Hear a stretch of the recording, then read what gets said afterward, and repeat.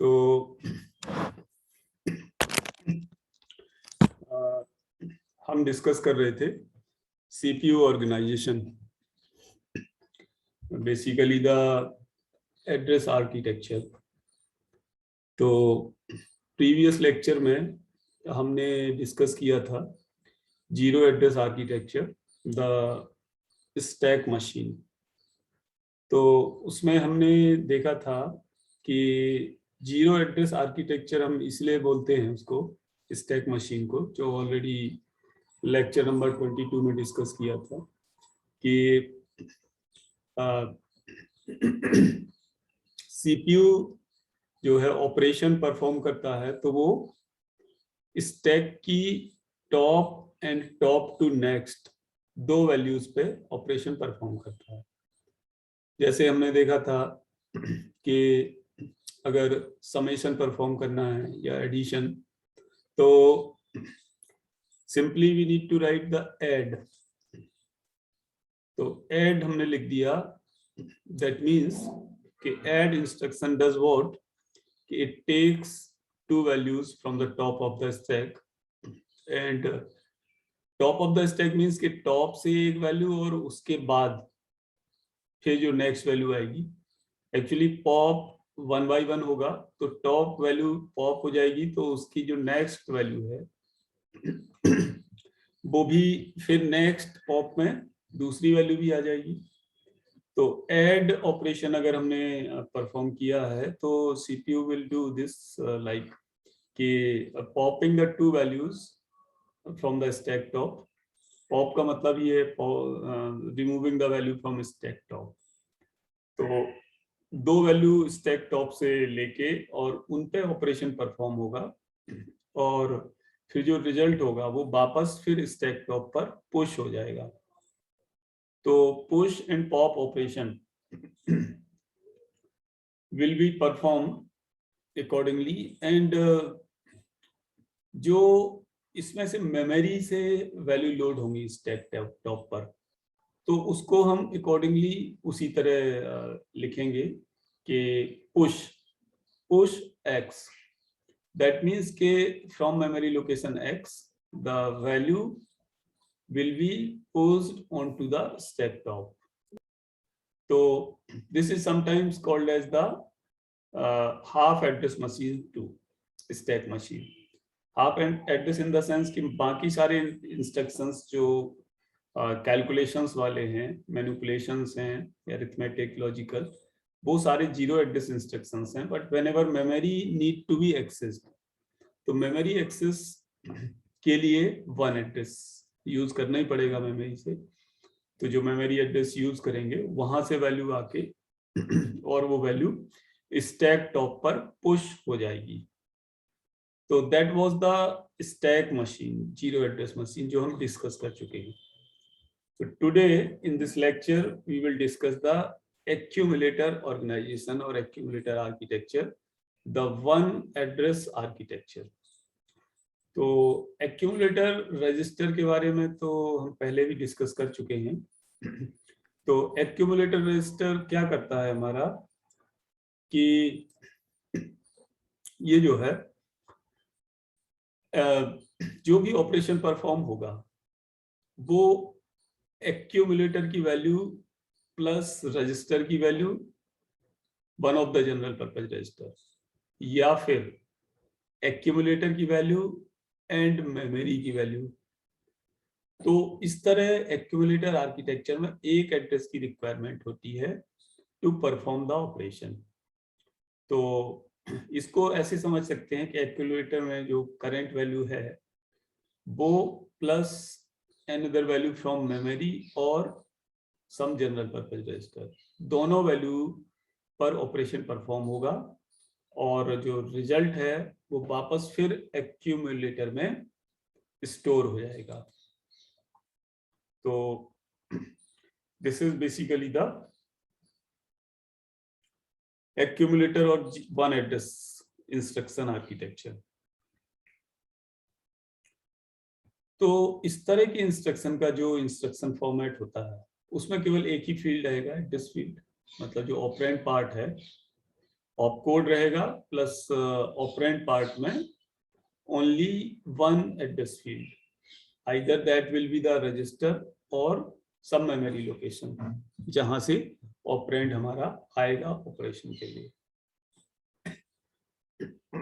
तो in simple terms we can say, अगर हमने लिखा है ऐड OP1, दिस मीन्स कि एडिशन परफॉर्म होना है। OP1 नाम का जो ऑपरेंड है या जो एड्रेस है वहां से एक वैल्यू प्लस एक्यूमुलेटर की वैल्यू, तो दो वैल्यू हो गई, दोनों पे ये ऑपरेशन परफॉर्म होगा और वापस accumulator that means AC register में स्टोर हो जाएगा। तो यहाँ पे देखो जो ऑपरेशन परफॉर्म हो रहा है, contents of AC accumulator plus the content from this operand 1 या simply we can say operand 1। अब इसके लिए इंस्ट्रक्शन में हमारा जो होगा वो रजिस्टर या मेमोरी का एड्रेस होगा। तो AC plus operand operation perform करेंगे अगर ऐड परफॉर्म कर रहे हैं, और दोनों का रिजल्टेंट फिर AC रजिस्टर में स्टोर हो जाएगा।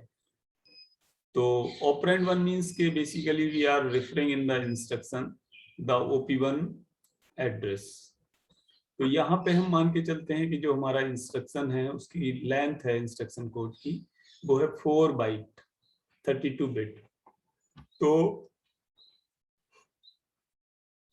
अगर एक बाइट में हमारा ऑपरेशन कोड यानी ऑपकोड स्टोर हो रहा है तो 3 bytes will be taken for address field 24 bit.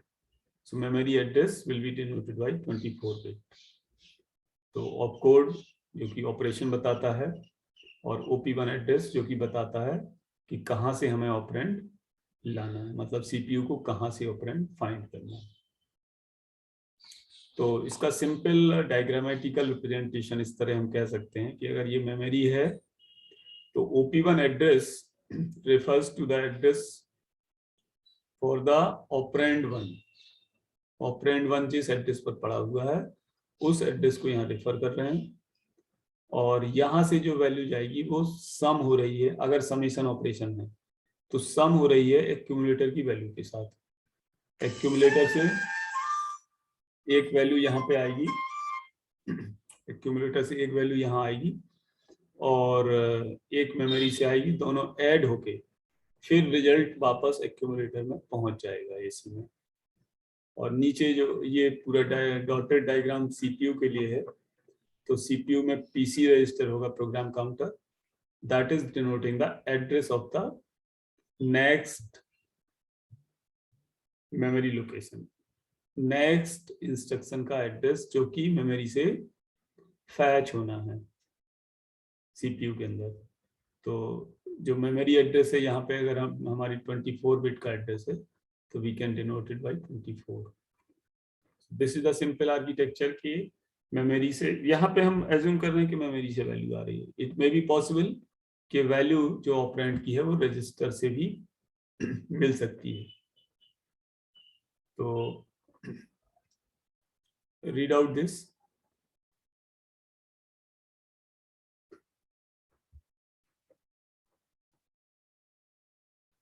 एक मेमोरी या एक एड्रेस की नीड होती है हमें।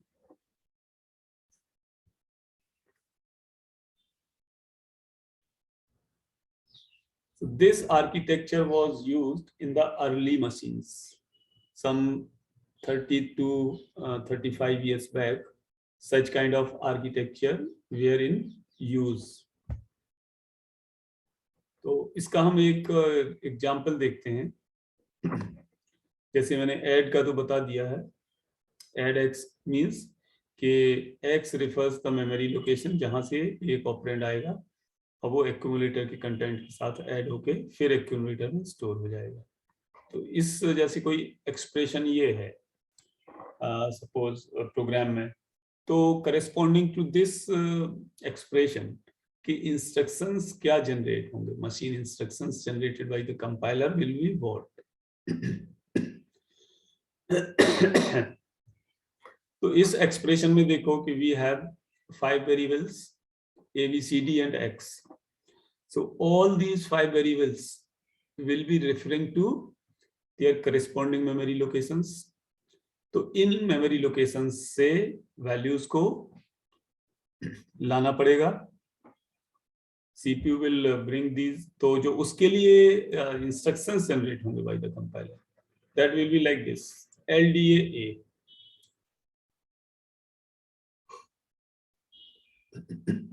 A refers for the memory location corresponding to variable A. तो LDA A means कि load accumulator with the contents of address A. accumulator में जो contents आएंगे वो address A से आएंगे, यानी address A से accumulator में copy हो जाएंगे contents. फिर add B, सिंपली जैसे हमने अभी डिस्कस किया है, add B means adding the contents from memory location A, adding the contents from memory location B. memory location A के contents तो accumulator में आ चुके हैं ना, तो memory location B के contents plus accumulator के contents दोनों को ऐड करके, और वापस add B इंस्ट्रक्शन क्या करेगा, वापस जो रिजल्ट है A प्लस B उसको एक्यूमुलेटर में ही स्टोर कर देगा. ठीक है, इस चीज को बेटर समझ लो तुम लोग कि क्या हो रहा है एक्चुअली. तो ये जो कंटेंट्स हैं मेमोरी लोकेशन B के कंटेंट्स एक्यूमुलेटर के कंटेंट से ऐड होके और वापस एक्यूमुलेटर में स्टोर हो रहे हैं. Now accumulator consist of A plus B. तो अब ये C माइनस D ऑपरेशन भी करना है CPU को. तो A प्लस बी एक्सप्रेशन जो है वैल्यूट होके आया है वैल्यू, वो कहीं ना कहीं मेमोरी में स्टोर करना पड़ेगा. Okay, wait for a while, just coming.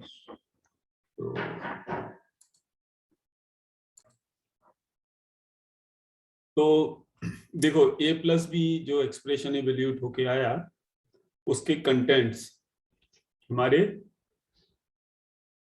Memory में स्टोर करने पड़ेंगे. तो यहाँ पे STAT मीन्स कि AC रजिस्टर में एक्यूमुलेटर में जो कंटेंट्स हैं वो मेमोरी लोकेशन T पर कॉपी कर दिए हैं, मतलब टेम्परेरी मेमोरी लोकेशन T पर कंटेंट्स को कॉपी कर दिया गया है.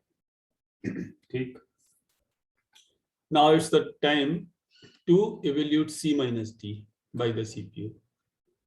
तो अब फिर वही procedure, load accumulator with the contents of memory location C, then sub D, that means subtract. अब ये जो A B C D हैं that can the register also.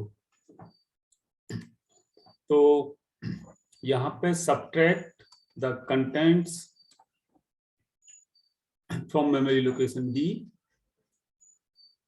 मतलब कि एक्यूमुलेटर के कंटेंट से मेमोरी लोकेशन D के कंटेंट्स को सब्ट्रैक्ट करना, सब D, और सब्ट्रैक्शन के बाद रिजल्ट फिर AC रजिस्टर पे स्टोर हो जाएगा.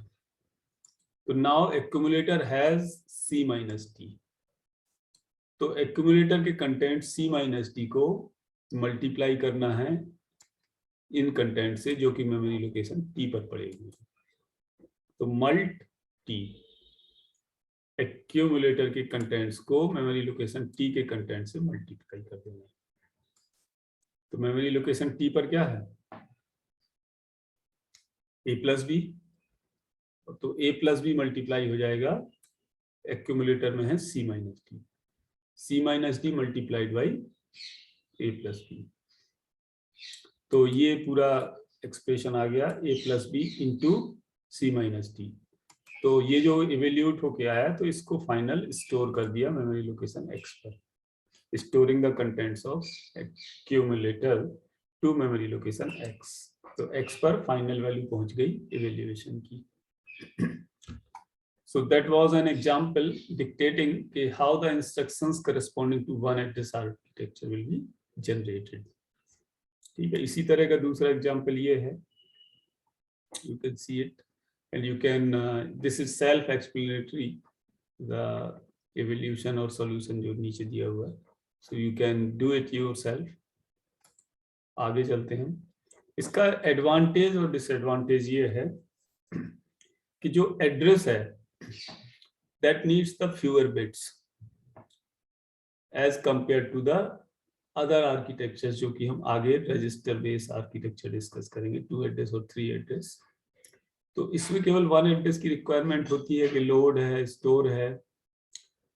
तो ऑपरेंड क्योंकि एक ही है, मेमोरी से या रजिस्टर से, दूसरा तो एक्यूमुलेटर में है, तो 1 ऑपरेंड इज इन मेमोरी और register. This is the thing. और इसका डिसएडवांटेज ये है कि एक्चुअली इंस्ट्रक्शन सिंपल है, ओनली 1 एड्रेस फील्ड है, तो इस single instruction dictates the single operation basically. तो इसमें जो प्रोग्राम हमारा बनता है वो लंबा, यानी प्रोग्राम कौन सा, जो कंपाइलर जनरेट करके देता है, low level program, object code और machine instruction program, machine program, assembly program, वो थोड़ा ज्यादा लाइन उसमें आती है. और दूसरा ये है कि मेमोरी बार बार एक्सेस होती है कि इस ऑपरेंड को मेमोरी से लाओ, उसको लाओ, फिर एक्यूमुलेटर में लाओ, फिर एक्यूमुलेटर से फिर मेमोरी में भेजो, क्योंकि एक्यूमुलेटर में ऑपरेशन परफॉर्म होता है. तो अगर एक्सप्रेशन कॉम्प्लिकेटेड है तो 2 वैल्यू लाके एसी में ऑपरेशन परफॉर्म करा के फिर उसको मेमोरी में भेजना पड़ेगा. फिर जब उसकी जरूरत पड़ेगी तो फिर मेमोरी से एसी में आएगा, फिर उसके साथ कोई ऑपरेशन होगा, फिर मेमोरी में आएगा. तो जो मेमोरी ट्रैफिक है, bus traffic, this is high, मतलब this creates a lot of bus traffic because of the access to memory.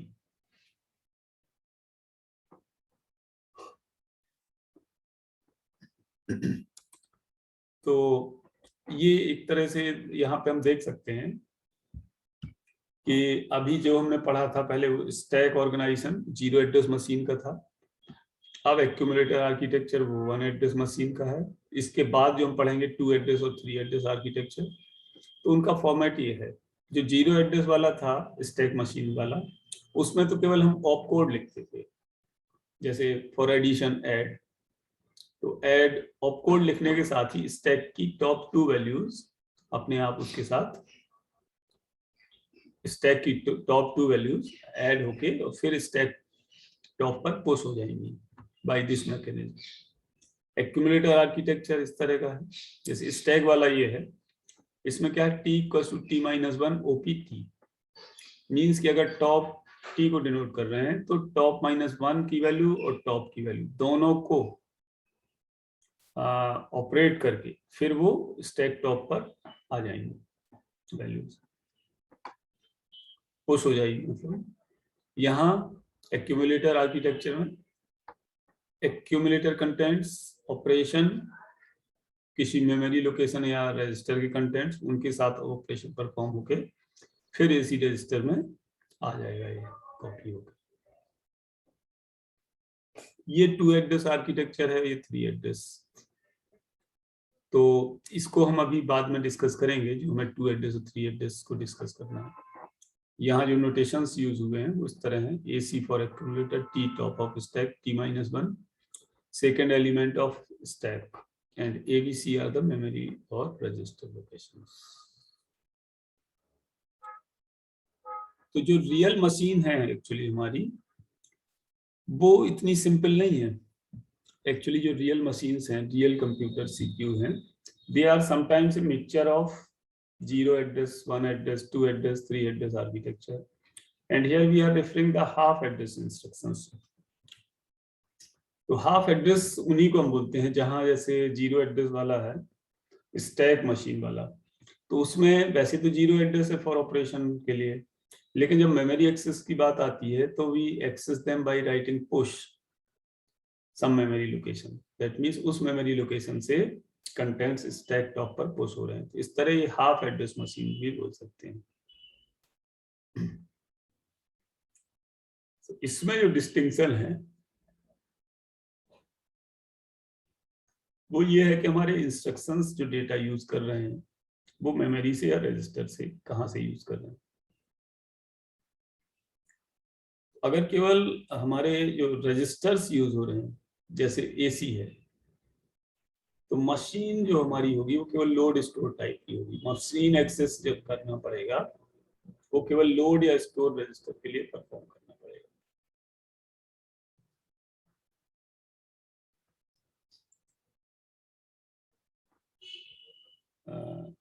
ये एग्जाम्पल मैं बताना चाह रहा था, बट इसको लास्ट में सोच रहे हैं डिस्कस करें।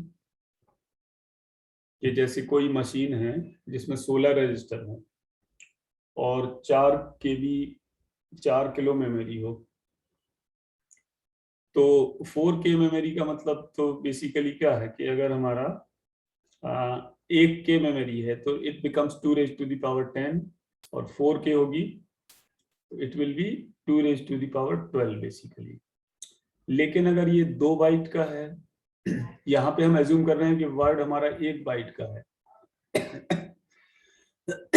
तो वर्ड मेमोरी, वर्ड जो मेमोरी का ब्लॉक है, सेल है, वो अगर एक, जिसको हम वर्ड बोलते हैं, तो वर्ड हमारा अगर 1 बाइट का है, तब तो टोटल जो बिट इनको करेस्पॉन्ड होंगी मेमोरी को एक्सेस करने के लिए वो होंगी 12 4K मेमोरी के लिए। लेकिन वर्ड अगर 2 बाइट का है तो बिट यूज्ड विल बी 11। 11 कैसे? क्योंकि 2 बाइट की वर्ड है तो टोटल मेमोरी 4K है, तो टोटल जो वर्ड्स बनेंगे 4K/2 ही तो होंगे, क्योंकि 2 बाइट एक वर्ड में यूज हो रही है, मतलब 2K मेमोरी होगी। तो 11 बिट्स यूज करनी पड़ेंगी अगर तुम्हारा 2 बाइट का वर्ड है। 4 बाइट का वर्ड है तो 10 बिट्स विल बी यूज्ड। और 4 बिट अगर 16 रजिस्टर हैं तो they require 4 bit for referring register. अगर हम मान लें कि हमारा जो इंस्ट्रक्शन लेंथ है वो 16 बिट है, तो हमारे पास इस तरह की चॉइसेस बना सकते हैं। ऑपकोड ऑपकोड डिपेंड्स ऑन कि कितने इंस्ट्रक्शंस हैं। ठीक है, ये तो मैंने एक रैंडम डायग्राम दिखा दिया ऐसे, इसका वैसे कोई यूज नहीं है। तो कितने इंस्ट्रक्शंस हैं और कितने रजिस्टर्स हैं सीपीयू के अंदर, और कितना मेमोरी एड्रेस कर सकता है या अवेलेबल है, ये सारी बिट्स जो कलेक्शन ऑफ बिट्स है कि ऑप कोड के लिए क्या बिट आएंगी, एड्रेस फील्ड के लिए कि मेमोरी लोकेशन है तो क्या बिट आएंगी, और रजिस्टर है तो क्या मेमोरी लोकेशन है। तो ये तो हो गया हमारा एक्यूमुलेटर टाइप आर्किटेक्चर। अब इसमें हम डिस्कस करेंगे जनरल रजिस्टर टाइप ऑर्गेनाइजेशन। तो जनरल रजिस्टर टाइप ऑर्गेनाइजेशन में क्या है कि वी एज्यूम करते हैं कि AC register may or may not be there. Generally, AC register is not there. All the registers are general purpose. Actually, AC register is the special purpose register used as a general purpose register, जो कि हमने पहले discuss किया है। तो इसमें जो instructions का फॉर्मेट होगा वो इस तरह होगा, जैसे add R1, R2, या फिर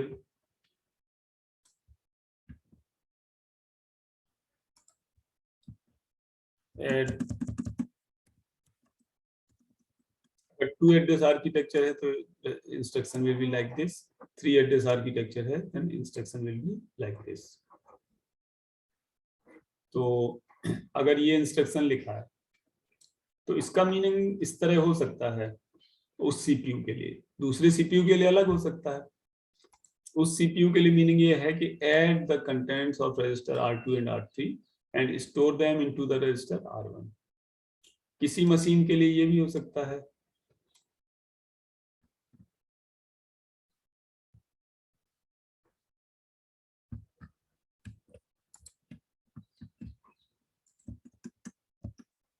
इसमें इसकी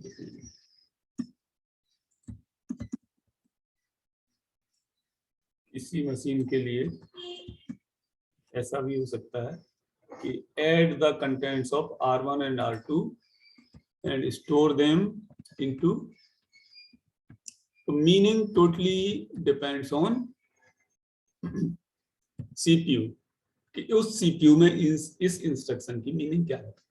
बट अगर 3 रजिस्टर या 3 एड्रेस फील्ड यूज हो रहे हैं ऐड के लिए, तो ऑब्वियसली कि 2 लोकेशन से कंटेंट्स आएंगे, 2 रजिस्टर से कंटेंट्स लेके उनको ऐड करके और तीसरे रजिस्टर में स्टोर करना है। अब एक्चुअल मीनिंग क्या है कि कौन सी 2 वैल्यू ऐड करके किस रजिस्टर में स्टोर करना है, that is decided by the CPU. तो जो सीपीयू की पॉलिसी होगी वो सभी इंस्ट्रक्शंस के लिए यूनिफॉर्म होगी, मतलब जितने भी ऑपकोड इंस्ट्रक्शंस के होंगे वो सभी के लिए अगर 3 वैल्यूज दे रखें, तो अगर सभी में पहली वैल्यू यूज हो रही है स्टोरेज के लिए, तो फिर बाकी इंस्ट्रक्शन में भी पहली ही यूज होगी उस सीपीयू के लिए। दूसरी सीपीयू के लिए हो सकता है कि पहली 2 वैल्यू पे ऑपरेशन हो रहा हो और तीसरी पर स्टोर हो रहा हो। इसी तरह ये इंस्ट्रक्शन है move R1, R2, that means transferring the contents of one register to another register. तो किसी सीपीयू के लिए ये हो सकता है कि R2 से ये R1 में आए, दूसरे सीपीयू के लिए R1 से R2 में आए। दोनों ही केस हो सकते हैं, ठीक है। तो R1 टू R2 और इधर R2 टू R1।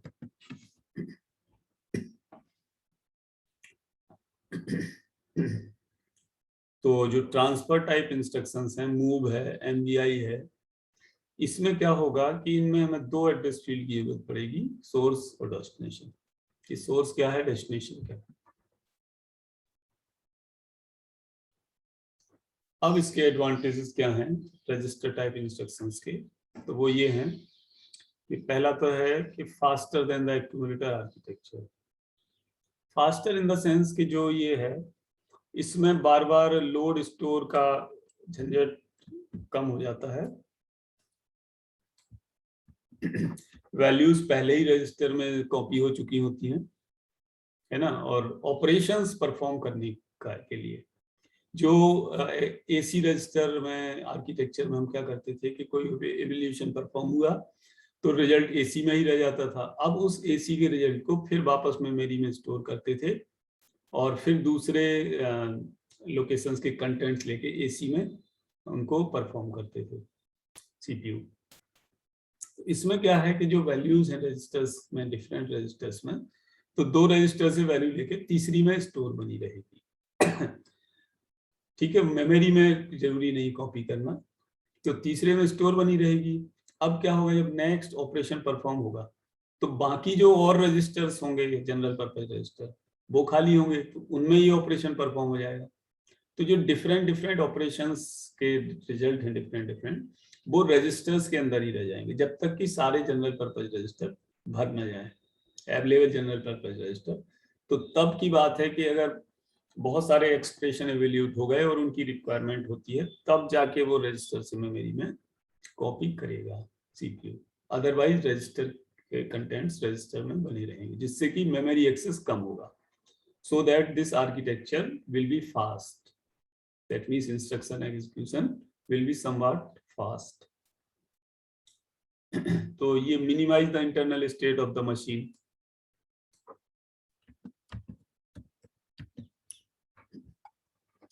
तीसरा है efficient implementation for compiler. Compiler writer या कंपाइलर के लिए रजिस्टर बेस्ड आर्किटेक्चर में इंस्ट्रक्शंस जनरेट करना it will be quite easy. Compiler will generate कि किस मेमोरी से किस रजिस्टर में कंटेंट्स स्टोर होना है, कॉपी होना है, और उसके बाद जब सारे रजिस्टर यूज हो जाएंगे तो रजिस्टर के कंटेंट्स मेमोरी में यूज होना है, मेमोरी में स्टोर होना। तो ये कोड जनरेशन के लिए सबसे हमारा जनरल मॉडल है रजिस्टर आर्किटेक्चर और 2 या 3 एड्रेस आर्किटेक्चर। अब इसमें क्या है कि सारे ऑपरेंड्स हमारे एक ही इंस्ट्रक्शंस में होते हैं। पहली वाली आर्किटेक्चर में ये था कि जैसे AC is the source then AC is the destination. तो सोर्स और डेस्टिनेशन अगर हमारा सेम है तो इंस्ट्रक्शन फॉर्मेट में ये चीज इम्प्लीसिट होती थी कि AC से परफॉर्म करके AC में स्टोर कर देना। That is the disadvantage.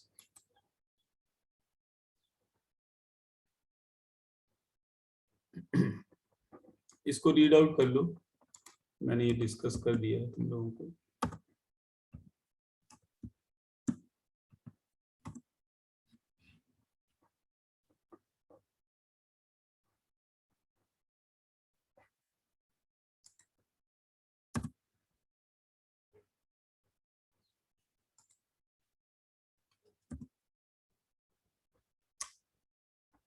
अब ये इंस्ट्रक्शन है add R1, X। This means memory location X से कंटेंट्स आके रजिस्टर R के कंटेंट से ऐड होंगे। इस तरह R1 plus M bracket X means memory pointed by X के contents, memory pointed by X के जो कंटेंट्स होंगे वो R1 से ऐड होके R1 में वापस स्टोर हो जाएंगे। तो इसमें हमारे क्या है कि दो एड्रेस फील्ड हैं, एक फॉर रजिस्टर है एंड दूसरा फॉर मेमोरी एड्रेस। तो इस तरह से हमारा ये लेक्चर कंप्लीट हो गया। अब अगर किसी को डाउट हो तो ही और she can ask right now.